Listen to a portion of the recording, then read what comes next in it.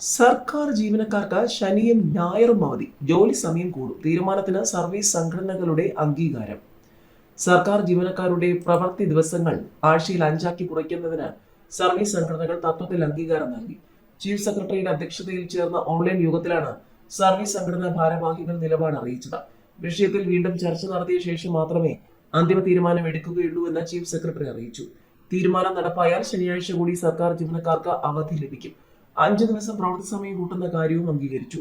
എന്നാൽ അവധിയും ക്യാഷ് ലീവും വെട്ടിച്ചുരുക്കാൻ അനുവദിക്കില്ലെന്നും സംഘടനാ പ്രതിനിധികൾ വ്യക്തമാക്കി. പ്രത്യേക ജോലി സാഹചര്യം കണക്കിലെടുത്ത ഡോക്ടർമാർ ഉൾപ്പെടെയുള്ളവരുടെ കാര്യത്തിൽ പ്രത്യേക ക്രമീകരണം വേണമെന്നും പ്രതിനിധികൾ പറഞ്ഞു. രാവിലെ പ്രവൃത്തി സമയം മാറ്റുമ്പോൾ ജീവനക്കാർക്ക് എത്തിച്ചേരാനുള്ള സൗകര്യം പരിഗണിക്കണം. ജീവനക്കാർ എത്തുന്നതിനനുസരിച്ച് സമയക്രമം മാറ്റാനുള്ള സൗകര്യം നൽകണമെന്ന് സംഘടനകൾ ആവശ്യപ്പെട്ടു.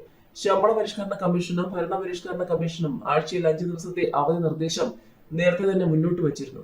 2 തവണ മാറ്റിവെച്ച ശേഷമാണ് ഓൺലൈനായി യോഗം ചേർന്നത്. 10 വർഷം ഒരു ചർച്ചയും നടത്താതിരുന്ന സർക്കാർ തെരഞ്ഞെടുപ്പ് മുന്നിൽ കണ്ടാണ് തിടുക്കപ്പെട്ട് യോഗം വിളിച്ചതെന്ന് സെറ്റോ ചെയർമാൻ ചവറ ജയകുമാർ പറഞ്ഞു. ക്ഷാമബത്ത ഉൾപ്പെടെ ആനുകൂല്യങ്ങൾ തടഞ്ഞുവെച്ച് സർക്കാർ ജീവനക്കാരുടെ കണ്ണിൽ പൊടിയിടാൻ വേണ്ടി പെട്ടെന്ന് യോഗം വിളിച്ച് വിഷയം ചർച്ചയാക്കാൻ ശ്രമിക്കുകയാണെന്നും ജയകുമാർ പറഞ്ഞു.